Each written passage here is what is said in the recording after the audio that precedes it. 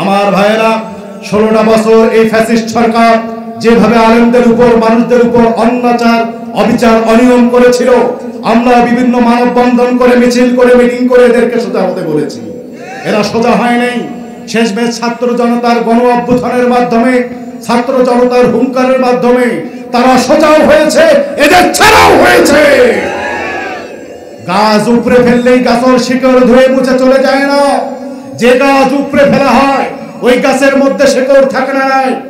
আমরা ভাবছিলাম যে তারাই মনে হয় কোরআনের মাহফিলে বাধা দেয়, কিন্তু আমরা ইদানিং লক্ষ্য করছি আরো কিছু কুচক্র কোরআনের মাহফিলে বাধা দিচ্ছে। কথা বলেন। আমি বলতে চাই, আবু জাহেলকে দেখে তুমি যদি শিক্ষা না হও, ফিরআউনকে দেখে তুমি যদি শিক্ষা না হও, তাহলে বাংলার মানুষ এই বাংলাদেশ থেকে তোমাদেরকে উৎখাত করবে। আমার ভাইয়েরা, যত ঝড়ে আসুক, যত বাধায় আসুক, এই কোরআনের পক্ষে কারা কারা থাকবেন দুই হাত তুলে দেখতে চাই মুসলমান।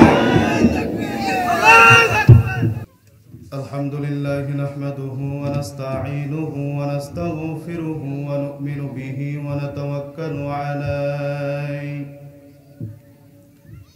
ওয়া নাউযু বিল্লাহি মিন শুরুরি আনফুসিনা ফালান তাজিদা লাহু ওয়ালিয়্যাম মুরশিদা ওয়া নাশহাদু আন লা ইলাহা ইল্লাল্লাহু ওয়াহদাহু লা শারীকা লাহু ওয়া নাশহাদু আন্না সাইয়্যিদানা ঈমানানা কুদওয়াতানা হাবিবানা তাবিবানা ওয়া তাবিবা আরওয়াহিনা মুহাম্মদ الذي أرسله بالحق بشيرا ونذيرا وداعيا إلى الله بإذنه وسراجا منيرا فقد قال الله تعالى في كلامه المجيد وبرهانه التوحيد সকলে আমার সাথে বলেন আউযু বিল্লাহি মিনাশ শাইতানির রাজীম বিসমিল্লাহির রাহমানির রাহিম ওয়া লাকাদ আতাইনা لقمان الحكمة أن اشكر لله ومن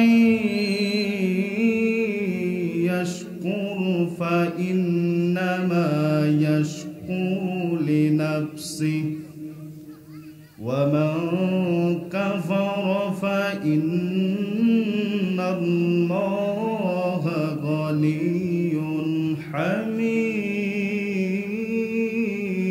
حميد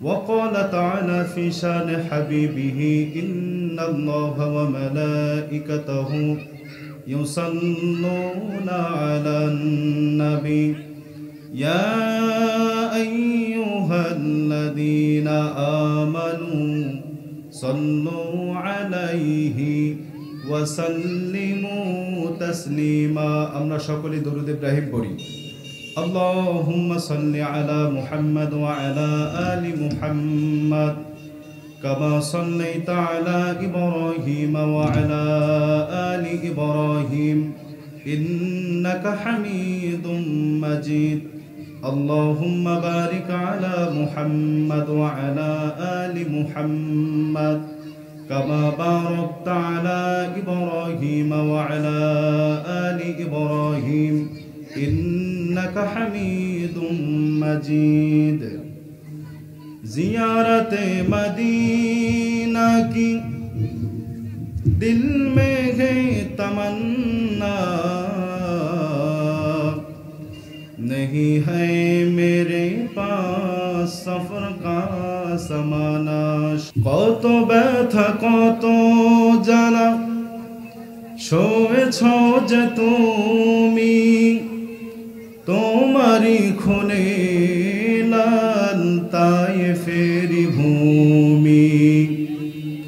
কত ব্যথা কত ভাবে সয়েছ যে তুমি, তোমারই খুনে লাল তায়েফের ভূমি।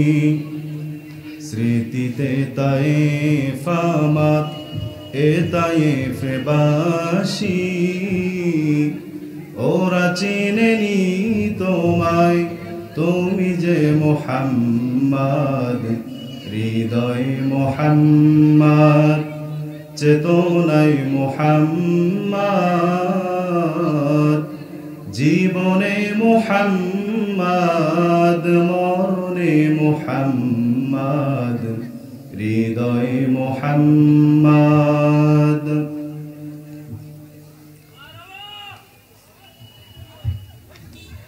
ঐতিহ্যবাহী নীলফামারী জেলার ডিমলা উপজেলার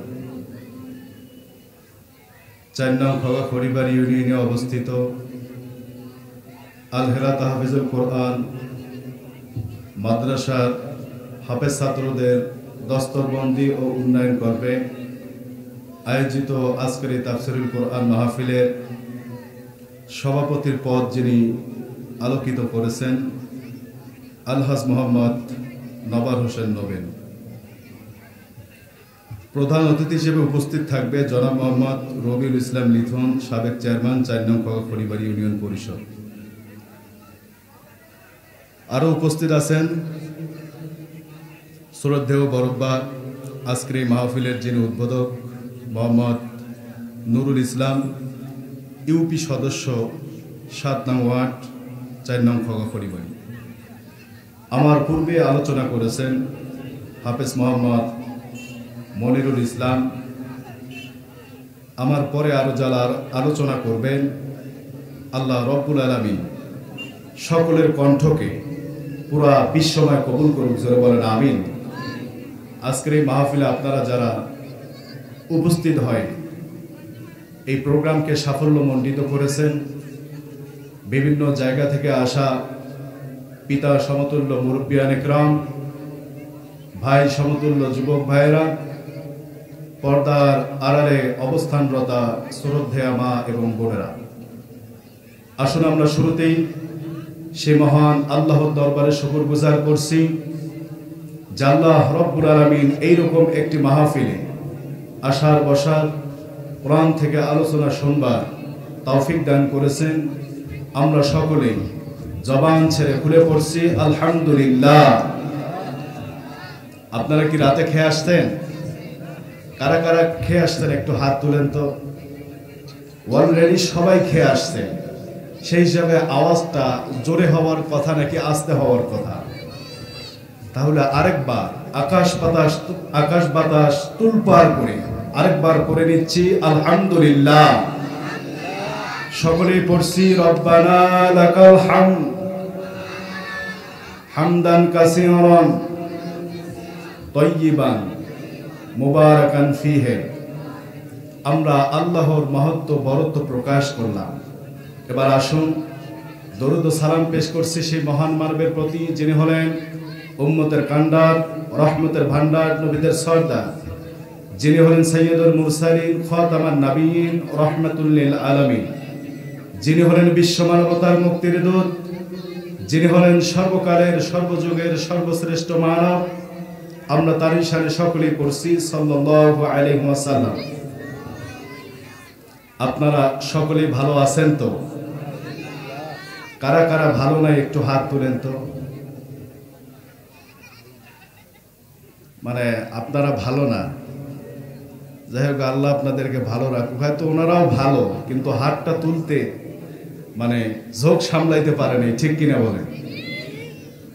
যাই হোক, আমার হাতে যে কোরআনটা দেখছেন, এই কোরআনটার নাম কি? আরো জোরে বলেন, নাম কি? সকলেই পড়েন তো? ও সত্য কথা বলছে, কিন্তু সকলেই কিন্তু পড়ে না, আবার পড়লেও আমরা বুঝে পড়ি না। এই কোরআনের স্থান কোথায় বলেন তো? জি, সুরকেসের ভিতরে? তাহলে আমার মুরব্বী বাবাজি বলছে সংসদে। মারহাবা বলে। কথা সত্য হলো, দুঃখজনক ভাবেও সত্য, যে এই কোরআনটা আমরা এমন স্থানে বাসায় রাখি যে স্থানটাতে ধুলাবালি পরে জমা হয়ে যায়। বছরে একবার বাবার বছর কি দিয়ে বাবার চাল্লির সাথে আমরা বের করি, ঠিক কিনা বলেন? আসলে কি কোরআনের স্থান সেই জায়গায়? আমার ভাইয়েরা, গাছ থেকে নারকেল পেরে এই নারকেল যতক্ষণ পর্যন্ত আপনি খাবেন না ততক্ষণ এই নারকেলের স্বাদ পাবেন। অনুরূপভাবে এই কোরআনকে ততক্ষণ পর্যন্ত এই কোরআনের প্রকৃত স্বাদ আমরা পাবো না যতক্ষণ পর্যন্ত এই কোরআনকে কোরআনের যোগ্য স্থানে নিয়ে না যাওয়া হবে। আচ্ছা, ইমাম সাহেব প্রত্যেক 5 ওয়াক্ত নামাজে এই কোরআন তেলাওয়াত করে কি করে না? আরো জোরে বলেন, করে কি করে না? মনে হয় যে ইমাম সাহেব যে নামাজে কোরআন তেলাওয়াত করে, বলেন তো এখানে সুদের আয়াত আছে না নাই? ঘুষের আয়াত আছে না নাই? জেনার আয়াত আছে না নাই? রাজনীতির আয়াত আছে না নাই? আছে। আমার মনে হয় যে ইমামগুলো মনে হয় ওই আয়াতগুলো বাদ দিয়া বাকি আয়াতগুলো পড়ে। হ্যাঁ না, ওগুলোও পড়ে। এরপরে আপনার বাবা মারা গেলে বাবার বছর কি করান, যে হাফেজ সাহেবগণ এনে কোরআন তেলাওয়াত করে, ওনারা মনে হয় এই আয়াতগুলো বাদ দিয়া এই দাওয়াত খাওয়া আয়াতগুলো পড়ে। হ্যাঁ, এগুলো পড়ে। প্রত্যেক দিন পার্লামেন্ট এই কোরআন তেলাওয়াতের মধ্য দিয়ে শুরু হয়। আমার মনে হয় যারা পড়ে এরা এই আয়াতগুলো বাদ দিয়ে, যেগুলো আওয়ামী লীগের পক্ষের আয়াত, বিএনপির পক্ষের আয়াত, জামাতের পক্ষের আয়াত, এগুলো মনে হয় পড়ে। হ্যাঁ না, সবগুলোই পড়ে। আমার প্রশ্ন হলো, নামাজে কোরআন তেলাওয়াত হয়, সুদের আয়াত পড়লে কোনো সমস্যা নাই, ঘুষের আয়াত পড়লে কোনো সমস্যা নাই, জেনার আয়াত পড়লে কোনো সমস্যা নাই, কোরআনকে সংসদে নিয়ে যেতে হবে এই আয়াত পড়লে কোনো সমস্যা নাই, আপনার বাবার 40 মধ্যে এই আয়াতগুলো পড়লে সমস্যা নাই, এমনকি সংসদ চালু হওয়ার সময় এই আয়াতগুলো পড়লেও কোনো সমস্যা নাই। কিন্তু সমস্যাটা কোথায়? এই আয়াতগুলো পড়ে যখন ব্যাখ্যা দেওয়া হয় তখন একদল মুনাফিক মার্কা মুসলমান বলে, না না, এই আলোচনা চলবে না। কথা বলেন কেন? এমনটা হবে কারণ নিঃসন্দেহে এর আয়াত নিয়ে সমস্যা নাই, এর কোরআন নিয়ে সমস্যা আছে। কথা বলে, এই রোগ আমার আপনার মধ্যে যদি থাকে তাহলে আমি বলবো, দাদা আপনার ওয়াজ শোনা চাই। জেলে মাছ মারতে গেছে, সারাদিন বেচারা জাল দিতে দিতে ওর জালের মধ্যে একটা স্বর্ণের ঢিকা উঠছে, স্বর্ণের ঢিকা। বেচারা স্বর্ণের ঢিকা পেয়ে তো খুব খুশি। এই স্বর্ণের ঢিকা যখন ধোবার গেছে, ধুইতে ধুইতে হাত ফুসকি পালে গেছে। বেচারা দুপুরে আটকিছে, এই খুঁজতে খুঁজতে খুঁজতে খুঁজতে সন্ধ্যা হয়ে গেছে, রাত হয়ে গেছে, কিন্তু স্বর্ণের ঢিকা আর পাওয়া গেল না। এখন খুঁজি না পেয়া রাস্তা দিয়ে হাঁটে আর কয়, ধোয়াশায় না ধোয়ায় ভালো ছিল। আরে বাবু কি হয়েছে রে? কয় ধোয়াশায় না ধোয়ায় ভালো ছিল। ভাই ভালো আছেন? কয় ধোয়াশায় না ধোয়ায় ভালো ছিল। আরে কি হয়েছে? কয় ধোয়াশায় না ধোয়ায় ভালো ছিল। আশ্চর্য না? এখন বাসায় সিদ্ধান্ত নিছে যে 1 সপ্তাহ থেকে কছে ধোয়াশায় না ধোয়ায় ভালো। কয় ভাত খাবো না? কয় ধোয়াশায় না ধোয়ায় ভালো ছিল। আরে কি ধোয়াশায় না ধোয়ায় ভালো ছিল রে?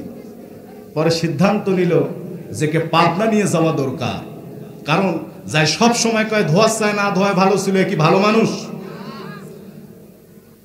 হসপিটালে ডাক্তারের সাথে চুক্তি হলো যে এ যদি সুস্থ হয় তাহলে সম্পূর্ণ টাকা পেমেন্ট করবে। তো ডাক্তার চিকিৎসা করতে করতে অলরেডি অনেক টাকার চিকিৎসা করে ফেলেছে। একদিন তার মা মমতাময় হাত মাথায় বুলিয়ে বলছে, বাবা তুমি তো খুব ভালো ছেলে, হঠাৎ তোমার কি হয়ে গেল? মাকে বলছে, মা মাছ মারতে গিয়েছিলাম, আমার টনি জালে একটা স্বর্ণের ঢিকা আটকেছে। মা চোখ বড় বড় করে, কই কই স্বর্ণের ঢিকা কই? মানে মেন ঘটনা কিন্তু এখনো শুনে নাই। এরপর বলছে, মা আমি ধুইতে গেছিলাম, কাদা লেগেছিল, এই ধুইতে গিয়ে হাত ফুসকে পালিয়ে গিয়েছে, হারিয়ে গিয়েছে। মা এবার বলছে, বাবা কি কথা শুনাইলা, শোনা চায় না শুনাই ভালো ছিল।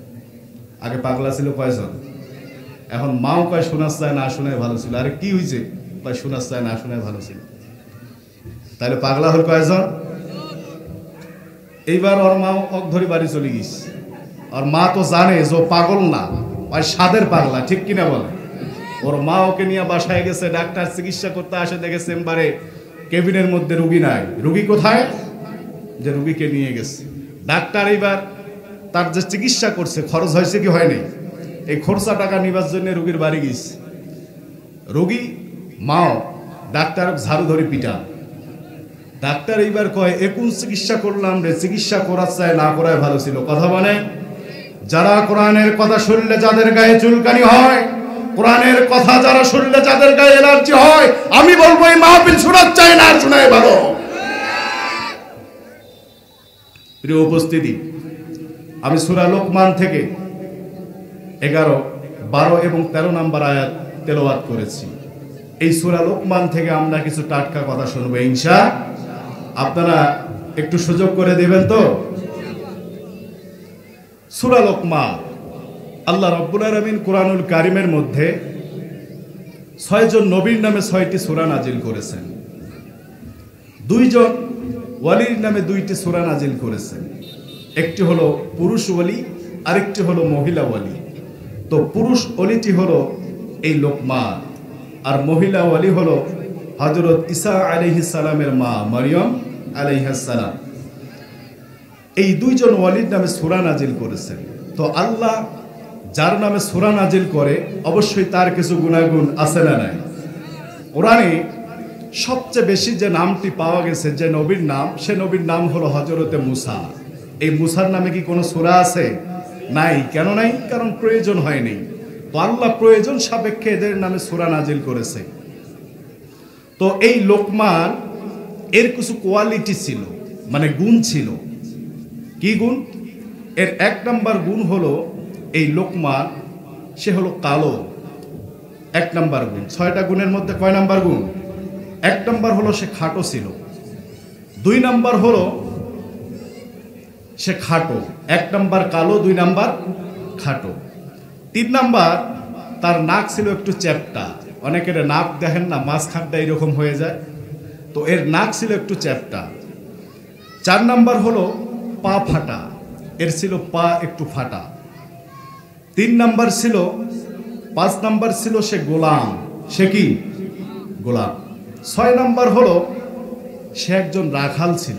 কি ছিল? আল্লাহ প্রত্যেক নবীর দ্বারায় ছাগল চড়াইছেন। কেন চড়াইছেন? কারণ এর মধ্যে ধৈর্য আছে। কারণ যারা ছাগল চড়ায় এই ব্যক্তিদের ধৈর্য অনেক বেশি হয়। কারণ ছাগল যখন টানতে টানতে নিয়ে যায়, হুট করে সামনে গিয়ে দেখবেন তার পা দিয়ে 2টা হাইড্রোলিক ব্রেক ধরে, ঠিক কিনা বলে? একে আর সামনে হেসিরি হেসিরে নিয়ে যাওয়া মুশকিল হয়। যাদের মেজাজ গরম হয় তো ছাগল আসাদ দিয়ে থাকবে, মারি ফেলাবে, ঠিক কিনা বলে?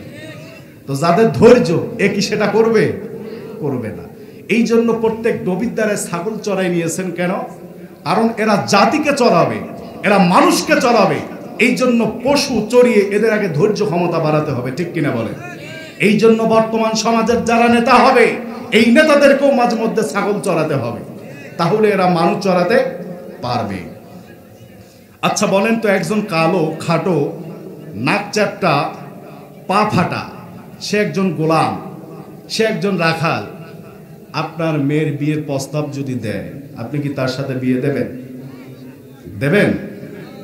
তার চেহারাটা কালো থাকতে পারে, লোকটা খাটো হতে পারে, নাকটা চ্যাপ্টা হতে পারে, একজন গোলাম হতে পারে, রাখাল হতে পারে, কিন্তু তার ভিতরে মহব্বত ছিল কার? আরো জোরে বলেন, মহব্বত ছিল কার? 3 জন কালো ব্যক্তি হলো সব কালো ব্যক্তিদের মধ্যে সর্বশ্রেষ্ঠ। অর্থাৎ পৃথিবীতে যত কালো মানুষ আছে, সব কালো মানুষের মধ্যে 3 জন কালো মানুষ হলো সর্বশ্রেষ্ঠ। 1 নম্বর হলো হযরতে বেলাল, সুবহানাল্লাহ পড়েন। 2 নম্বর হলো হযরতে ওমর রাদিয়াল্লাহু তাআলা আনহুর গোলাম, সুবহানাল্লাহ পড়েন।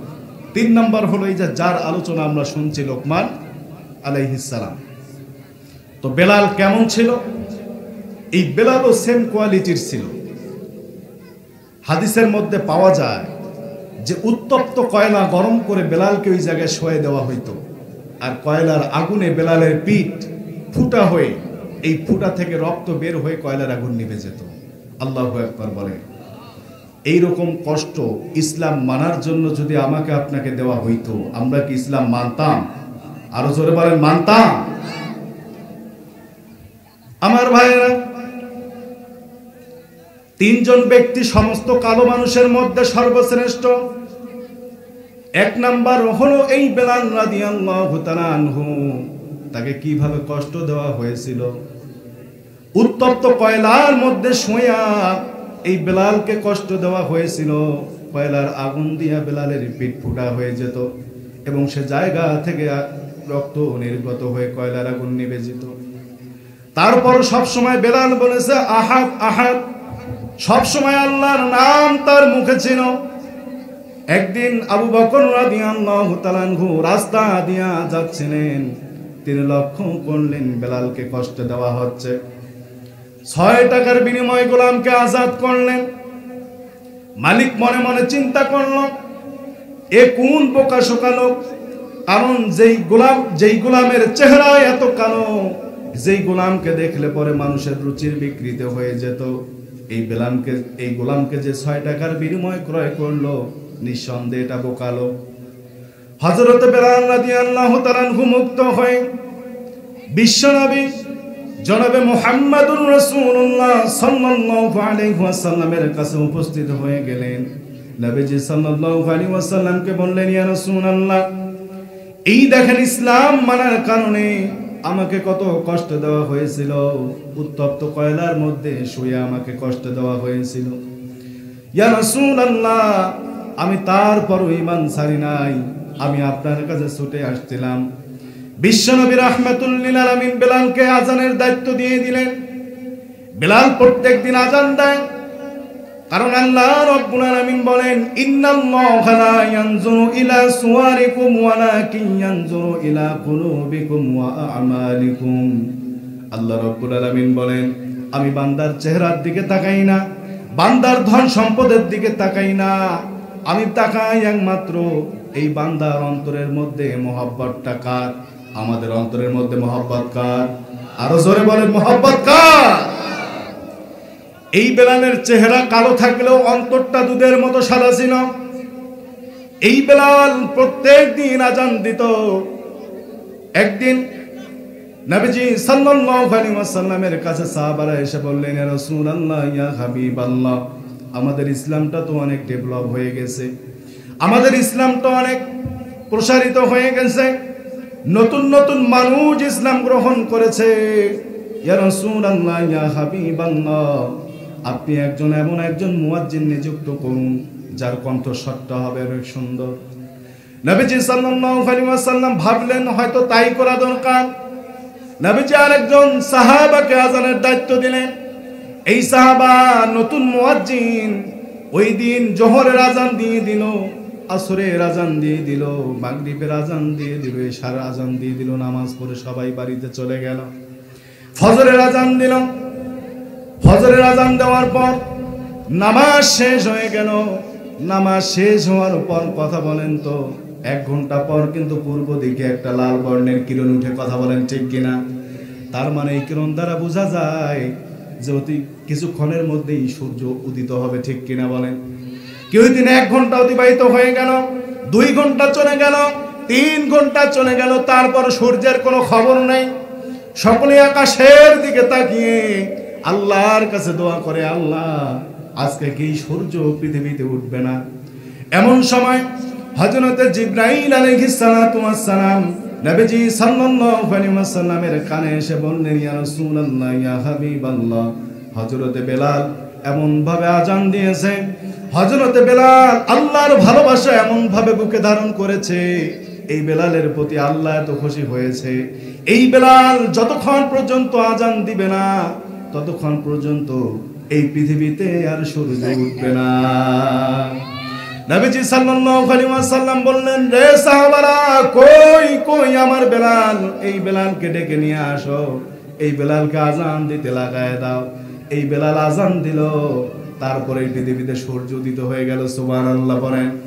নবীজি সাল্লাল্লাহু আলাইহি ওয়াসাল্লাম হাদিসের মধ্যে বলেন, জাহান্নামের জান্নাতের মধ্যে যখন আমি ভ্রমণ করলাম, মেরাজের সময় জান্নাত জাহান্নাম যখন আমি ভ্রমণ করলাম, জান্নাতের মধ্যে যখন আমি ঘুরলাম, জান্নাতের মধ্যে কার জানি স্যান্ডেলের আওয়াজ শুনতে পাই। ভাই জিবরাইলকে জিজ্ঞেস করলাম, ভাই এই যে জান্নাতের মধ্যে স্যান্ডেলের আওয়াজ শোনা যায়, এই কোন এত ভাগ্যবান ব্যক্তি, কে এত বড় ভাগ্যবান ব্যক্তি যার আওয়াজ আমি শুনতে পাই। জিবরাইল বললেন, ইয়া রাসূলুল্লাহ, ইয়া হাবিবাল্লাহ, এই মানুষটা আর অন্য কেউ, অন্য কোনো মানুষ নয়, এই মানুষটা হলো আপনার কালো সাহাবা হযরতে বেলাল। জোরে বলেন সুবহানাল্লাহ। আমার ভাইরা, এই জন্য চেহারা ভালো থাকলেই আল্লাহর কাছে প্রিয় হওয়া যায় না, ধন থাকলেই আল্লাহর কাছে প্রিয় হওয়া যায় না। আল্লাহর কাছে প্রিয় হতে গেলে একটা মনের প্রয়োজন আছে না নাই? এইরকম একটা সুন্দর মন এই কালো লোকমানের ছিল এবং হযরতে বেলালের ছিল। এই জন্য নবীজি সাল্লাল্লাহু আলাইহি ওয়াসাল্লাম বলেন, সমস্ত কালো মানুষের মধ্যে এই তিনজন কালো মানুষ হলো সর্বশ্রেষ্ঠ। সুবহানাল্লাহ বলেন। এরপর 2 নাম্বার সবচেয়ে শ্রেষ্ঠ কালো মানুষ হলো হযরতে ওমরের গোলাম। এই গোলাম কি গোলাম ছিল? মালিকের 100টা বকরি চড়াইতো, 200টা বকরি চড়াইতো, 500টা বকরি চড়াইতো। একদিন হযরত ওমর রাদিয়াল্লাহু তাআলা আনহু এই গোলামকে পরীক্ষা করার জন্য গোলামের কাছে গিয়ে বললেন, আমরা সকলেই জানি হযরত ওমরের একটা বৈশিষ্ট্য ছিল, তিনি রাতের মধ্যে ছদ্মবেশ নিয়ে মানুষের খোঁজ খবর নিতেন। কথা বলেন, তিনি একটা প্রেসিডেন্ট হয়ে মানুষের খোঁজ খবর নিতেন যে আমার মানুষেরা সুখে আছে নাকি অসুখে আছে। এইরকম ভাবে ওমর রাদিয়াল্লাহু তাআলা আনহু এই গোলামকে পরীক্ষা করার জন্য গোলামের কাছে গেলেন। গোলামের কাছে গিয়ে বলছে, এই যে 500টা বকরি তোমার মধ্যে আছে, তুমি আমাকে যদি 10টা বকরি দাও তাহলে আমি তোমাকে 100টা স্বর্ণ মুদ্রা দিব। গোলাম ডাক দিয়ে বলল, না না, এটা কখনোই সম্ভব নয়, আমি আমার মালিকের কাছে বেঈমানি করতে পারবো না। ওমর ডাক দিয়ে বলল, তুমি যদি আমাকে 5টা বকরি দাও আমি তোমাকে 100 স্বর্ণ মুদ্রা দিব। এইবার গোলাম ডাক দিয়ে বলল, না না, এটা কখনোই সম্ভব নয়, আমি আমার মালিকের কাছে গোলামি করতে পারবো না।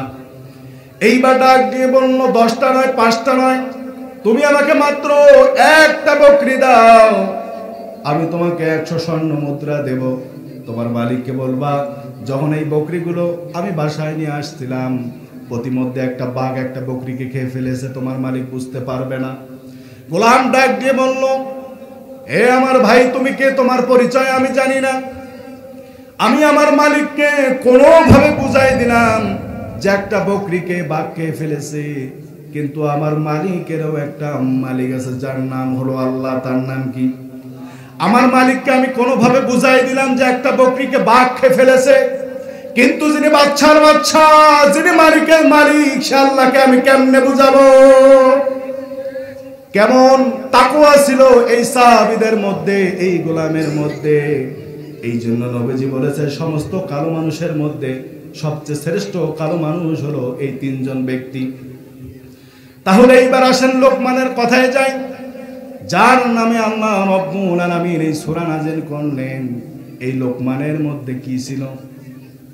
আল্লাহ রাব্বুল আলামিন বলেন, وَلَقَدْ لُقْمَانَ الْحِكْمَةَ أَنِ اشْكُرْ لِلَّهِ وَمَنْ يَشْكُرْ فَإِنَّمَا يَشْكُرُ لِنَفْسِهِ وَمَنْ كَفَرَ فَإِنَّ اللَّهَ غَنِيٌّ حَمِيدٌ। জোরে বলেন আল্লাহু আকবার। আল্লাহ রাব্বুল আলামিন লোকমানকে অফার করেছিল, হে লোকমান, তুমি নবী হতে চাও নাকি হিকমত নিতে চাও? হিকমত মানে হলো প্রজ্ঞা, হিকমত মানে হলো টেকনোলজি, হিকমত মানে হলো কমন সেন্স, এগুলো হলো ইংলিশ অর্থ। লোকমান বলেছিল, আল্লাহ, আমি নবী হতে চাই না, আমি হিকমত চাই। এই হিকমতটা কি জিনিস একটু পরেই বুঝবেন। আল্লাহ রাব্বুল আলামিন বললেন যে আমি লোকমানকে হিকমত দান করলাম, সুতরাং তোমার উচিত হলো শুকরিয়া আদায় করা একমাত্র তিনি কে? আরো জোরে বলেন, তিনি কে? আল্লাহ রাব্বুল আলামিন বলেন, ওয়ামান কাফারা ফাইন্নাল্লাহা গনিয়্যুন হামিদ ওয়ামান ইয়াশকুর ফাইন্নামা ইয়াশকুরু লিনাফসিহি। যে আল্লাহর শুকরিয়া আদায় করলো, সে আল্লাহর শুকরিয়া আদায় না, এবার নিজেই কৃতজ্ঞতা প্রকাশ করলো। সুবহানাল্লাহ পড়েন। আর যে আল্লাহর অকৃতজ্ঞতা প্রকাশ করলো, সে যেন মনে রাখে আল্লাহ কারো মুখাপেক্ষী নয়। কারণ তুমি তোমার নেতার প্রশংসা করো, তুমি যদি আল্লাহর প্রশংসা না করো, আল্লাহর কোনো ক্ষতি হবে না। কথা বলেন, কথা বলেন। তুমি যদি আল্লাহর গুণগান না গাও, আল্লাহর কোনো জিকির না করো, আল্লাহর বিন্দু পয়সা কোনো ক্ষতি হবে? এই লোকমানের কেমন হিকমত ছিল। একদিন এই লোকমানও যেহেতু গোলাম ছিল, মালিক মনে মনে চিন্তা করলো এই লোকমানের কাছে এত মানুষ আসে কেন, তার কথা এত শুনে কেন, মানুষেরা এসে তাকে ঘেরাও করে কেন, এই লোকমানের মধ্যে কি এমন হিকমত আছে। যারা আসে তাদেরকে জিজ্ঞেস করলো যে লোকমানের কাছে তোমরা এসে কি মজা পাও। মানুষেরা উত্তর দিল এই লোকমানের কাছে এমন কিছু কথা আছে যেই কথাগুলো শুনলে পরে আমাদের ঈমান বেড়ে যায়, আমাদের তাকওয়া বেড়ে যায়। এই এত নড়াচড়া হচ্ছে, বলতেছে যে লোকমানের কাছে কিছু হিকমত আছে যে হিকমত গুলো শুনলে আমাদের ঈমান বেড়ে যায়। তার মালিক এবার চিন্তা করল যে কি এমন হিকমত যেই গোলামকে পরীক্ষা করা দরকার। এইবার লোকমানকে ডাক দিয়ে বলল, লোকমান, এই যে বকরিটা তোমাকে দিলাম, এই বকরি তুমি জবাই করো, এই বকরি তুমি খাও, এই বকরির মধ্যে সবচেয়ে পবিত্র টুকরাগুলো আমার কাছে নিয়ে আসো। লোকমান আলাইহিস সালাম বকরি জবাই করলেন, এই বকরি খালাইলেন, এই বকরির মধ্যে দুইটা পবিত্র জিনিস তার মালিকের কাছে এনে দিলেন। এক নাম্বার হলো কলব, অর্থাৎ কলিজাটা নিয়ে আসলেন। দুই নাম্বার জিহ্বাটা নিয়ে আসলেন। এইবার তার মালিক ডাক দিয়ে বলল, লোকমান, তুমি আরেকটা বকরি জবাই করো এবং সেখানের মধ্যে সবচেয়ে নিকৃষ্ট টুকরাগুলো, অংশগুলো আমার কাছে নিয়ে আসো। এইবার লোকমান বকরি জবাই করলেন, পূর্বের মতো কলিজাটা এবং জিহ্বাটা নিয়ে আসলেন। তার মালিক বলল, লোকমান, তোমার হিকমত আমি বুঝলাম না, আমি তোমাকে সবচেয়ে পবিত্র জিনিস জানতে বললাম, তুমি পূর্বের মতো কলিজা এবং জিহ্বাটা নিয়ে আসলাম। আবার তোমাকে নিকৃষ্ট জিনিসটা আনতে বললাম, অংশটা আনতে বললাম, তুমি জিহ্বাটা এবং কলিজাটা নিয়ে আসলা। এর মানে আমি বুঝলাম না, হিকমত বুঝলাম না। লোকমান আলাইহিস সালাম বললেন, মালিক, একটা মানুষের পবিত্র জায়গা হলো এই মনটাই, কলবটা, আর সবচেয়ে পবিত্র জিনিস হলো এই জিহ্বাটা।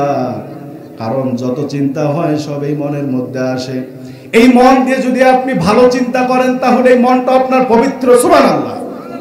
আর এই জিহ্বা দিয়া মানুষের সমালোচনা না করে আল্লাহর প্রশংসা যদি করেন, এই জিহ্বাটা পবিত্র, সুবহানাল্লাহ পড়েন। এরপর লোকমান বললেন, মালিক, এই কলবের মধ্যে শয়তান কুমন্ত্রণা দেয়, এই কুমন্ত্রণায় প্রভাবিত হয়ে আমরা যদি কোনো ভুল করি তাহলে এই কলবটার মতো অপবিত্র আর কোনো অংশ আমাদের দেহে। আর আমরা যদি মানুষের সমালোচনা করি, মানুষের গীবত গাই, তাহলে আমাদের জিহ্বাটা অপবিত্র হয়ে যায়। এই জন্য মানুষের শরীরে যত কিছু আছে, যত অংশ আছে, সবচেয়ে পবিত্র অংশ হলো এই কলব, আর সবচেয়ে পবিত্র অংশ হলো এই জিহ্বা, সুবহানাল্লাহ পড়ে। এইবার তার মালিক ডাক দিয়ে বলল, আহারে, এ কোন হিকমতপূর্ণ মানুষ, আমার কাছে থেকে গোলামি করছে, অথচ এই গোলামকে আমি চিনি নাই। একে এই জায়গায় গোলামি করতে দেওয়া যাবে না, কারণ এই হিকমত গুলো মানুষের শোনা দরকার, এই হিকমত গুলো মানুষের শোনা দরকার। এই হিকমত গুলো যদি মানুষ শুনে তাহলে মানুষেরা হিকমত শুনে নিজের জীবনকে গঠন করতে পারবে, ঠিক কিনা বলেন? এই লোকমানকে মুক্ত করে দিল। লোকমান বিয়ে করলো, তার সন্তান হলো। একদিন তার সন্তানকে ডাক দিয়ে বলছে, وَإِذْ قَالَ لُقْمَانُ لِابْنِهِ وَهُوَ يَعِظُهُ يَا بُنَيَّ لَا تُشْرِكْ بِاللَّهِ إِنَّ الشِّرْكَ لَظُلْمٌ عَظِيمٌ। জোরে বলেন আল্লাহু আকবার। এই লোকমান আলাইহিস সালাম তার ছেলেকে বলছে, হে আমার বৎস, তুমি আল্লাহর সাথে শিরিক করিও না। কথা বলেন, কার সাথে? আল্লাহর সাথে শিরিক করিও না, কারণ শিরিকটা হলো বিরাট বড় জুলুম। মাইয়ুশরিক বিল্লাহ ফাকাদ হারামাল্লাহু আলাইহিল জান্নাহ। যে নিজের শিরিক করলো, যে শিরিক করলো সে নিজের কপালে জান্নাতকে হারাম করে ফেললো। জোরে বলেন নাউজুবিল্লাহ। এই লোকমান আলাইহিস সালাম তার ছেলেকে বলেছিল যে তুমি আল্লাহর সাথে শিরিক করিও না। এত সুন্দর একটা কথা বলেছি, যে কথাটা আল্লাহ পবিত্র কোরআনুল কারীমের মধ্যে নোট করে দিয়েছে, সুবহানাল্লাহ পড়েন। কি সুন্দর উপদেশ দিয়েছে যে তুমি আল্লাহর সাথে শিরিক করিও না, আল্লাহর সমকক্ষ কাউকে ভাবিও না। এখন শিরিকটা কি? আমরা তো সবাই মনে করি যে শিরিক, কিন্তু শিরকটা কি? শিরক মানে হলো আল্লাহর সমকক্ষ বা আল্লাহর সাথে কাউকে তুলনা করা। এখন এই শিরকটা কয় প্রকার? এই শিরক সাধারণত দুই প্রকার। কথা বলেন কয় প্রকার? দুই প্রকার। এক নাম্বার হলো শিরকে আকবার, মানে হলো বড় শিরক। দুই নাম্বার হলো শিরকে আসগার, মানে হলো ছোট শিরক। এই ছোট শিরক আর বড় শিরক এগুলোরও আবার প্রকার আছে। বড় শিরকটা হলো আবার কয়েক প্রকার। বড় শিরকের হুকুম হলো যে এই শিরকটা যদি কেউ করে তাহলে পুনরায় তাকে মুসলমান হতে হবে, না হলে আল্লাহ তাকে মাফ করবে। আর ছোট শিরকের হুকুম হলো এই শিরকটা যদি কেউ করে তওবার মাধ্যমে আল্লাহ মাফ করবেন। সুবহানাল্লাহ পড়েন। তাহলে বড় শিরকটা কি? বড় শিরকটা হলো আল্লাহর উপর জুলুম করা। আল্লাহর উপর কি করা? জুলুম করা। আল্লাহর উপর জুলুমের অর্থই হলো আল্লাহর সাথে শিরক করা। আর শিরকের অর্থ কয়েক প্রকার। এক নাম্বার হলো আশিরকু ফির রুবুবিয়্যা, মানে হলো আল্লাহর রুবুবিয়াতের সাথে শিরিক করা। রুবুবিয়াত কি? রব শব্দের অর্থ হলো রেজেক দাতা, রব শব্দের অর্থ হলো বিধান দাতা, রব শব্দের অর্থ হলো পালন কর্তা, রব শব্দের অর্থ হলো আমাদের সুস্থ করা। এইরকম অনেকগুলো অর্থ আছে। বলেন তো আমাদের রব কে? আরো জোরে বলেন আমাদের রব কে? তাহলে শিরকের এক নাম্বার প্রকার হলো শিরক ফির রুবুবিয়্যা, আল্লাহর রুবুবিয়াতের সাথে শিরক করা। এখন আসেন, আল্লাহর রুবুবিয়াতের অর্থ হলো আল্লাহ বলেন আলালাহুল খালকু ওয়াল আম, আমি আল্লাহ তোমাদের সৃষ্টি করেছি, সুতরাং আইন যদি মানতেই হয় আইন মানবা কার? আরো জোরে বলেন আইন মানবা কার? আল্লাহ রাব্বুল আলামিন বলেন লাকাদ খালাকনাল ইনসানা ফি আহসানি তাকওয়িম। জোরে বলেন আল্লাহু আকবার। আল্লাহ রাব্বুল আলামিন বলেন হে বান্দা, আমি তোমাকে সবচেয়ে সুন্দর আকৃতি দিয়ে বানাইলাম। আমরা অনেকে বলি তোমার চাইতে ওই পূর্ণিমার চাঁদটা অনেক সুন্দর, কিন্তু আসলে তাই নয়, বরং পূর্ণিমার চাঁদের থেকেও আল্লাহ আমাদের চেহারা সুন্দর বানাইছেন। সুবহানাল্লাহ পড়েন। সুম্মা রাদাদনাহু আসফালা সাফিলিন, এরপরে আমি আল্লাহ রাব্বুল আলামিন তোমাকে নিম্ন স্তরে বানাইলাম, সোজা বানিয়ে দিলাম। এখন আসেন, আল্লাহ রাব্বুল আলামিন প্রত্যেকটা প্রাণীকে বানাইছেন। প্রত্যেকটা প্রাণী দেখবেন খাওয়ার সময় তার মাথাটা নিচু করে খেতে হয়। কথা বলেন, গরু যখন খাবার খায় দেখবেন মাথাটা উঁচু করে খায় নাকি নিচের দিকে খায়? ছাগল যখন খাবার খায় মাথাটা উঁচু করে কিন্তু খাবার খায় না, মাথাটা নিচু করে খায়। প্রত্যেকটা প্রাণী মাথা নিচু করে খেতে পারে, সোজা হয়ে কিন্তু খেতে পারে না। একমাত্র মানুষ সোজাও হয়ে খেতে পারে, মানুষ বসেও খেতে পারে, আবার শুয়েও খেতে পারে। কথা বলেন ঠিক কিনা? আল্লাহ রাব্বুল আলামিন বলেন বান্দা, আমি তোকে সোজা এই জন্য বানাইলাম, কারণ মাথা যদি নত করতে হয় না তার কাছে নয়, মাথা নত হবে কার কাছে? মাথা যদি নতই হয় মানুষের আইন বানা, এই আইনের কাছে নয়, আল্লাহর আইনের কাছে। কথা বলেন। এই জন্য আমি আল্লাহ রাব্বুল আলামিন তোমাকে সোজা বানাইলাম, কারণ মুখাপেক্ষী খাবারের কাছে নয়, মুখাপেক্ষী হতে হবে একজনের কাছে। কথা বলেন তিনি কে? আমার ভাইয়েরা, তাহলে আল্লাহর রুবুবিয়াতের সাথে শিরক করার অর্থ হলো আল্লাহর আইন না মেনে, আল্লাহর বিধান দিয়া সমাজ পরিচালনা না করে মানুষের বিধান দিয়া সমাজ পরিচালনা করা। কথা বলেন। আর আল্লাহ রাব্বুল আলামিন বলেন ওয়ামান ইয়াবতাগি গায়রাল ইসলাম দীনা ইলা আখিরিল আয়াত। আল্লাহ রাব্বুল আলামিন বলেন মানুষের রচিত আইন দিয়া যারা সমাজ পরিচালনা করবে, মানুষের মতবাদ দিয়া যারা সমাজের বিচার ব্যবস্থা বলেন, অর্থ ব্যবস্থা বলেন, আইন নীতি বলেন, সবকিছু যারা মানুষের রীতি নীতি দিয়া করবে, কাল কিয়ামতের ময়দানে আমি আল্লাহ রাব্বুল আলামিন কঠিন আযাবে তাকে গ্রেফতার করব। জোরে বলেন নাউজুবিল্লাহ। এই জন্য আমাদের আইন মানতে হবে কার? আর জোরে বলেন কার? আমাদের চাইতে হবে একজনের কাছে, তিনি কে? আল্লাহ বলেন আমার কাছে না চেয়ে যদি মানুষের কাছে চাও, এটাও হলো আমার সাথে শিরক করা। সম্রাট শাহজাহানের একটি কথা বলছি। সম্রাট শাহজাহানের কাছে একজন ভিক্ষুক আসছে। পুরা এলাকা তন্ন তন্ন করিয়া সম্রাট শাহজাহানকে খুঁজে বেড়ায়। এলাকার মানুষজন ডাক দিয়ে বলল, তুমি সারাদিন ভিক্ষা করিয়া কয় টাকা পাও? এই যে একজন দেয় 1 টাকা 2 টাকা এরকম করে প্রত্যেক দিনের টাকা প্রত্যেক দিন শেষ, প্রত্যেক দিনের চাউল প্রত্যেক দিনে খাইতে শেষ, তোমার স্থায়ী তো একটা সমাধানের দরকার। এই মানুষজন তাকে বলল, তুমি যদি সম্রাট শাহজাহানের কাছে যাও তাহলে এমন একটা হাদিয়া তোমাকে দিবে, আর ভিক্ষা করা লাগবে। কারণ সম্রাট শাহজাহানের একটা বৈশিষ্ট্য ছিল যে তেনার কাছে কেউ ভিক্ষুক গেলে তিনি কোনো উপায় বের করে দিতেন। অর্থাৎ কারো ঘর নাই, তাকে ঘর দিয়ে একটা কাজের সন্ধান দিতেন। কারো কর্ম করার মতো কুড়াল নেই, একে একটা কুড়াল দিতেন, সে কাঠ কেটে খাইতো। এইরকম তার ছিল বৈশিষ্ট্য। তো এই ভিক্ষুককে বলছে যে এই ভিক্ষা না করে তুমি সম্রাট শাহজাহানের কাছে যাও। তো ভিক্ষুক সারা মহল্লা সম্রাট শাহজাহানকে খুঁজতে খুঁজতে একজন লোক বলল তিনি মসজিদে নামাজ পড়ছে।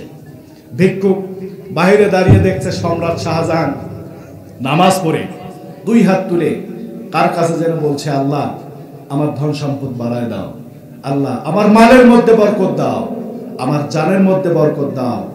ফকির বড় মনে চিন্তা করেছে, আরে মুই তো বড় ফকির, এত দেখা যাচ্ছে মোর থেকে বড় ফকির, ঠিক কিনা বলে? সম্রাট শাহজাহানের কাছে ভিক্ষুক কিছু চাওয়ার জন্য আসছে, কিন্তু তিনি কার কাছে যেন কি চাচ্ছে। এইবার মনে মনে চিন্তা করলো, না একে দিয়া হবে না, এ তো দেখছি কার কাছে কি জানি চাচ্ছে, ওর সামনে লোকও নাই কোনো নাই, ফিরমক করে থাকি দিবি, ঠিক কিনা বলে? এবার ভিক্ষুক ঘুরে যাচ্ছে।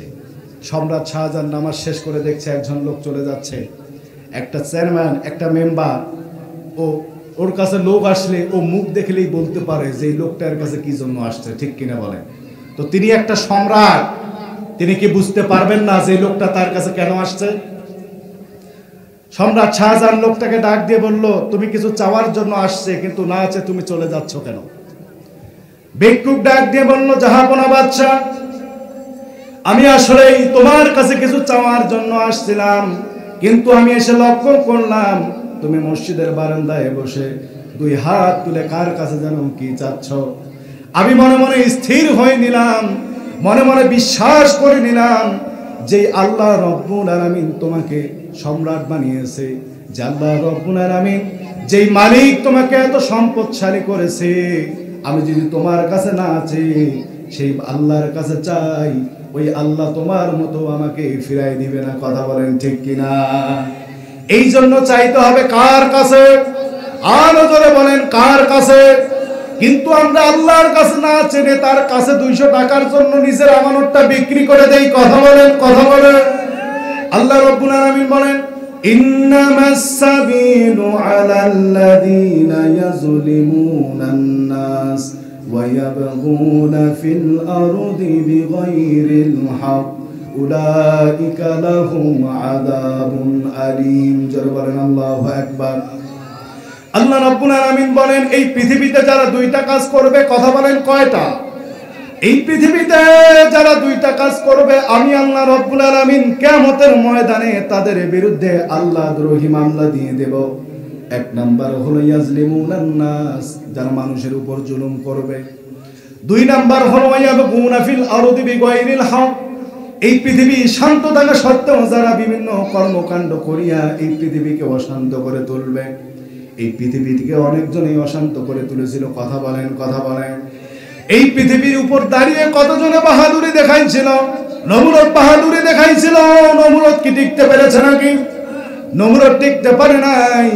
এই জন্য ইতিহাস থেকে শিক্ষা নেওয়া দরকার। এই পৃথিবীতে যারাই বড় বড় কথা বলেছে, যারা এই রাজত্ব দেখিয়েছে, তাদেরকে আল্লাহ ধ্বংস করে দিয়েছে। কথা বলে, যে সংসদে বসিয়ে আপনি আল্লামা সাঈদীর ফাঁসির রায় দিয়েছেন, সেই সংসদে আজকে আপনার ফাঁসির রায় হয়েছে। কথা বলেন, কথা বলেন। ব্যাং আর সাপ খুব বন্ধু। একদিন ব্যাং সাপক দেখি কছে, দোস্ত তোর খুব ভালো লাগে, কত সুন্দর ডোরাকাটা তো চেহারা, একটা জিনিস খারাপ, এই যে তুই যে আঁকা বাঁকা ভেকরা হ্যাঁ হাঁটিস, এই জিনিসটা খুব খারাপ, তুই না সোজা হ্যাঁ হাঁটির পারি না। এখানে সাপ এইবার ফোপাচ্ছে, তো কাজ একটাই, ঠিক কিনা বলেন? এইবার ব্যাংক কয় দোস্তরে দোস্ত এত প্রশংসা করলাম, মাত্র একটা দোষ ধরলাম, সংশোধন না হয় তুমি আমার উপর রাগ ঝাড়ছ। এমন সময় ব্যাংক মানুষের পায়ের শব্দ পেয়ে ব্যাংক বেচারা তো পাশের চৌকার মধ্যে ঝাঁপ দিয়েছে, সাপ কিন্তু পালাতে পারেনি। এইবার যে লোক, এ লোক হলো রাখা, এর হাতের মধ্যে ছিল একটা হালুয়া পেন্টি। এখন আপনি ওই জায়গায় আপনার হাতে একটা হালুয়া পেন্টি, সাপ দেখতে পেয়েছেন, আপনার করণীয় কি বলেন তো? এই সাপকে হত্যা করা, ঠিক কিনা বলেন? তো এই রাখালো তাই করলো, সাপকে দেখতে পেয়ে বেচারা হালুয়া পেন্টি দিয়া সাপকে খেলায় মারিয়া সোজা সাপটা বানিয়ে ফেলাইছে। কিছুক্ষণ পর ব্যাং এইবার আস্তে করিয়া কাল্লা কেনা ভাষা আর সামনে দেয়, কি ব্যাপার রে, মোর দোস্ত তো একবারে সোজা হ্যাঁ সুতি আছে। এইবার ব্যাং লক্ষ্য করলো মুখ দিয়ে একটু ফেনাও বাইর করেছে। ব্যাং এইবার বলল, দোস্ত রে দোস্ত, সময় থাকতে সোজা হইতে কইলাম, সোজা হইলে না, আর এখন সোজাও হইলাম, মুখ দিয়ে ফেনাও বাইর করলাম। আমার ভাইয়েরা, 16টা বছর এই ফ্যাসিস্ট সরকার যেভাবে আলেমদের উপর, মানুষদের উপর অত্যাচার, অবিচার, অনিয়ম করেছিল, আমরা বিভিন্ন মানববন্ধন করে, মিছিল করে, মিটিং করে এদেরকে সোজা হতে বলেছি। এরা সোজা হয় নাই। শেষমেশ ছাত্র জনতার গণ অভ্যুত্থানের মাধ্যমে, ছাত্র জনতার হুঙ্কারের মাধ্যমে তারা সোজাও হয়েছে, এদের ছাড়াও হয়েছে। গাছ উপড়ে ফেললেই গাছের শিকড় ধুয়ে মুছে চলে যায় না। যে গাছ উপড়ে ফেলা হয় ওই গাছের মধ্যে শিকড় থাকে না। আমরা ভাবছিলাম যে তারাই মনে হয় কোরআনের মাহফিলে বাধা দেয়, কিন্তু আমরা ইদানিং লক্ষ্য করছি আরো কিছু কুচক্র কোরআনের মাহফিলে বাধা দিচ্ছে। কথা বলেন। আমি বলতে চাই, আবু জাহেলকে দেখে তুমি যদি শিক্ষা না হও, ফিরআউনকে দেখে তুমি যদি শিক্ষা না হও, তাহলে বাংলার মানুষ এই বাংলাদেশ থেকে তোমাদেরকে উৎখাত করবে। আমার ভাইয়েরা, যত ঝড়ে আসুক, যত বাধাই আসুক, এই কোরআনের পক্ষে কারা কারা থাকবেন দুই হাত তুলে দেখতে চাই মুসলমান। তাহলে আল্লাহর সাথে শিরকের অর্থ হলো আল্লাহর আইন না মানা। আল্লাহর সাথে শিরকের অর্থ হলো আল্লাহর রুবুবিয়াতের সাথে শিরক করা। এগুলো যারা করবে, এর নতুন করে মুসলমান না হওয়া পর্যন্ত আল্লাহ তাকে মাফ করবে। 2 নাম্বার হলো আশিরকু ফিল উদুদিয়্যা, মানে হলো আল্লাহর ইবাদতের মধ্যে শিরিক করা। বলেন তো, এই কপাল সৃষ্টি করেছেন কে? আরো জোরে বলেন কে? এই কপাল লাগিয়ে সেজদা করব কাকে? কিন্তু একদল মুসলমান আছে, ওরা মাজারে গিয়ে সেজদা দেয়। কথা বলেন, কথা বলেন। মাজারে সেজদা করা যাবে? যাবে না। 3 নাম্বার হলো আশিরকু ফিল ইসমি ওয়াস সিফাত, মানে আল্লাহর গুণাবলীর মধ্যে শিরিক করা। আচ্ছা বলেন তো, সুস্থ করার মালিক কে? অসুস্থ করার মালিক? আমরা ওষুধকে যে সুস্থ হই, ও ডাক্তার সুস্থ করলো নাকি আল্লাহ সুস্থ করলো? ওষুধটা হলো একটা ওসিলা। তো এইরকম যারা শিরক করবে, এর নতুন করে মুসলমান না হয়ে আল্লাহ তাকে মাফ করবে। এইবার আসেন শিরকে আসগার, ছোট শিরক। এই ছোট শিরক কাকে বলে? ছোট শিরকের 1 নাম্বার হলো রিয়া, মানে হলো লৌকিকতা প্রদর্শন। আল্লাহ রাব্বুল আলামিন বলেন, ফাওয়াইলুল লিল মুসাল্লিন আল্লাযীনা হুম আন সালাতিহিম সাহুন। জোরে বলেন আল্লাহু আকবার।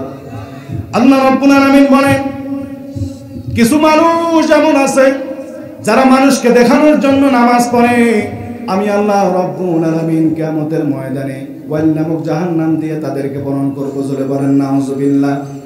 তাহলে কিছু মানুষ এমন আছে যারা মানুষকে দেখানোর জন্য নামাজ পড়ে। এলাকার একজন চেয়ারম্যান নামাজ না পড়লে মানুষ কি বলবে? কথা বলেন, কথা বলেন। এই জন্য মানুষকে দেখানোর জন্য চেয়ারম্যান হওয়ার সুবাদে নামাজ পড়ে। মসজিদের একজন সভাপতি হয়েছে, মানুষ কি বলবে এই জন্য নামাজ পড়ে। কথা বলেন। আলেমের বাবা হয়েছে, নামাজ না পড়লে কি বলবে? যে বেটা হয়েছে আলেম, বাপ হয়েছে জালেম। কথা বলেন, আছে না নাই? আমার ভাইয়েরা, এমন লোক আছে নামের শুরুতে আলহাজটা লাগার জন্য হজ করতে যায়। কথা বলেন। আমার ভাইয়েরা, আলহাজ লাগানোর জন্য যারা হজ করতে যায়, এদের হজ কি কখনো আল্লাহর কাছে কবুল হবে নাকি? আমরা নামাজ পড়ি কি পড়ি না? নামাজ যারা পড়ে এদেরকে কি বলা হয় বলেন তো? মুসল্লি বা নামাজি, ঠিক কিনা? তা আপনি কি আপনার নামের শুরুতে কখনো লিখেছেন নামাজি মোহাম্মদ জব্বার আলী, নামাজি মোহাম্মদ আব্দুল হামিদ লিখেছেন? তাহলে হজ করতে গিয়ে আসার পর যারা মানুষকে দেখানোর জন্য লেখে, খবর আছে না নাই? এর আবার কি হয়, হজ করে আসার পর বলে ছাগল, মানে ওর জিরাত বাড়ির ছাগল পড়ছে, এখন কয় যে মুই তো হজ করে আসছো, মুই কিছু কম না, মোর বেটা আসুক, যেটা কাজ ছাগল ওটে ঢুকিয়ে দিয়ে আসবে। কথা বলেন, আছে না নাই? হজ করি যাওয়ার আগত সুদের হিসাব সব বেটাকে বুঝে দিয়ে যায়। কথা বলে যে মুই তো হজ করি যাচ্ছ, আগামী মাসে 1 টাকা দেওয়ার পালা আছে, সামনের সপ্তাহে 1 টাকা দেওয়ার পালা আছে, তারপরের সপ্তাহে মকবুলের টাকা দেওয়ার পালা আছে, এই টাকা গিলা বুঝে দিব না হলে তোরও খবর আছে। কথা বলেন, এইরকম হাজি আছে না নাই?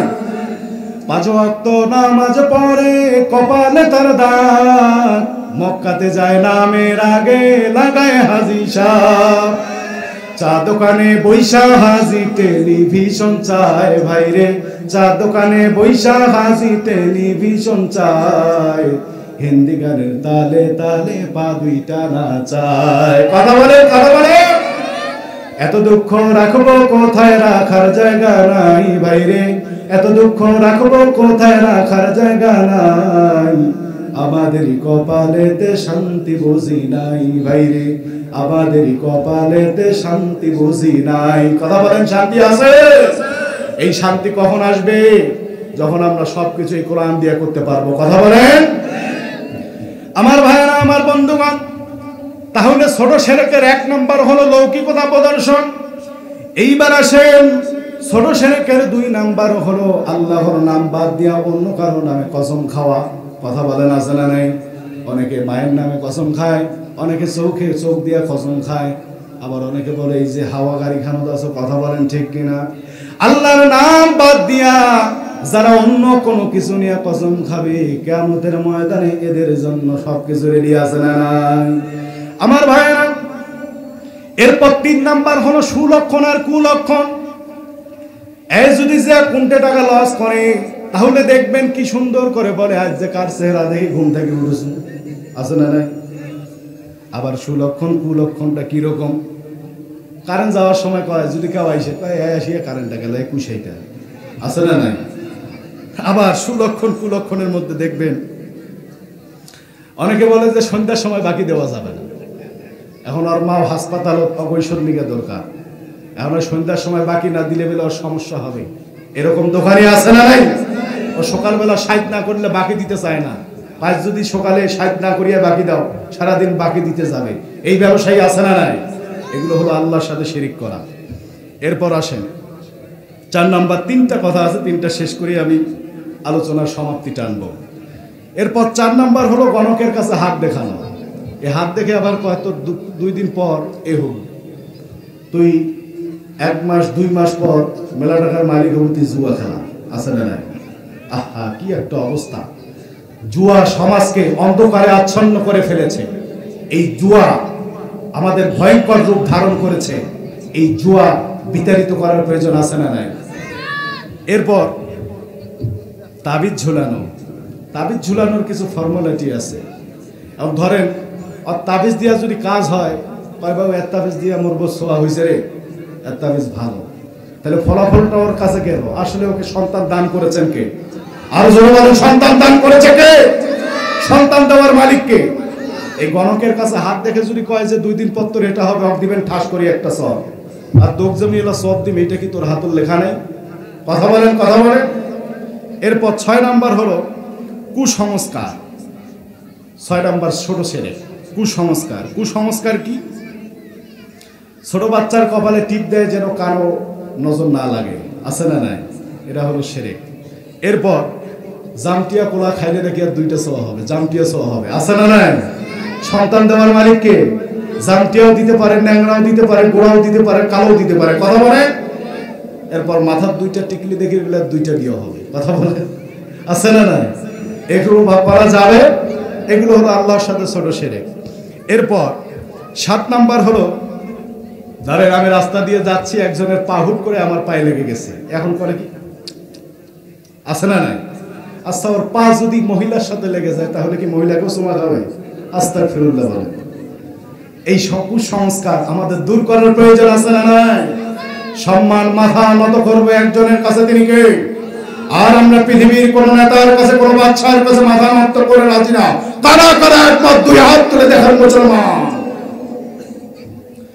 আমার ভাইরা, আমার বন্ধুগণ, যেই কথাটি বলতেছিলাম, সূরা লোকমান থেকে যে আলোচনা শুনলাম, শিরক সম্পর্কে যে আলোচনা শুনলাম, এই আলোচনায় কি আল্লাহ রাব্বুল আলামিন আমাদেরকে সকলকে শিরক মুক্ত জীবন করার তৌফিক দান করুন, জোরে বলেন আমিন। তাহলে ইয়াজলিমুনান নাস, মানুষের উপর জুলুম করার কথাটা যে বলতেছিলাম, মানুষের উপর জুলুম করার অর্থ হলো হাক্কুল্লাহ, হাক্কুল ইবাদ। একটা হলো আল্লাহর হক, দুই নাম্বার হলো বান্দার হক। আল্লাহ বলেন, বান্দা এই যে নামাজ পড়া, এটা হলো আমার হক। তুমি দান করবা, এটা হলো আমার হক। তুমি আরেকজনকে একবেলা খাওয়াবা, এটা হলো আমার হক। আমার হক তুমি আদায় করবা। কিয়ামতের ময়দানে তোমাকে মাফ করেও দিতেও পারি, আবার ইচ্ছা না হলে নাও দিতে পারি। কিন্তু হাক্কুল ইবাদ মানে হলো বান্দার হক। এই বান্দার 1 টাকা যদি তুমি মেরে খাও, এই বান্দা যতক্ষণ পর্যন্ত মাফ করবে না, কিয়ামতের ময়দানে আমি আল্লাহ রাব্বুল আলামিন ততক্ষণ পর্যন্ত মাফ করব না। কথা বলেন, কথা বলেন আমার ভাইয়েরা। তাহলে ওই হিসাবে লক্ষ্য করেন, এই রাষ্ট্রীয় সম্পদটা হলো বান্দার হক, এই রাষ্ট্রীয় সম্পদটা হলো জনগণের হক। এই রাষ্ট্রীয় সম্পদ থেকে যারা 1 টাকা মেরে খাবে, আল্লাহ রাব্বুল আলামিন বলেন 18 কোটি জনগণ যতক্ষণ পর্যন্ত তোমাকে মহব্বত করবে না, যতক্ষণ পর্যন্ত তোমাকে মাফ করবে না, কিয়ামতের ময়দানে আমি আল্লাহ রাব্বুল আলামিন তোমাকে মাফ করব না। কথা বলেন, কথা বলেন। কি নেতা ছিলেন হযরত ওমর। একদিন তার ছেলে ডাক দিয়ে বলছে, বাবা কয়েকদিন পরেই তো ঈদ চলে আসবে, প্রত্যেক বাবা তার ছেলেকে নতুন নতুন পোশাক কিনে দিয়েছে। আয় আব্বা, আমার কি আশা নাই নতুন একটা পোশাক নিয়ে বাবার সাথে ঈদের নামাজ পড়তে যাব? এই কথা যখন বলেছে, 2 চোখের পানি ঝরে পড়েছে, দাড়িগুলো ভিজে গিয়েছে। এইবার সন্তান যখন পিতার কাছে গিয়ে বলছে, আব্বা প্রত্যেক বাবা তার ছেলেকে নতুন নতুন পোশাক কিনে দিয়েছে, আমার কি আশা নাই তোমার সাথে একটা নতুন পোশাক পরে ঈদের নামাজ পড়ব? এই কথা বলার সঙ্গে সঙ্গে পিতার চোখ দিয়ে 2 চোখের পানি ঝরে পড়েছে, দাড়িগুলো ভিজে গিয়েছে। অর্থমন্ত্রীর কাছে চিঠি লিখলো, জনাব আমার ছেলে একটা নতুন পোশাক কিনতে চেয়েছে, ঈদের নামাজ পড়তে যাবে।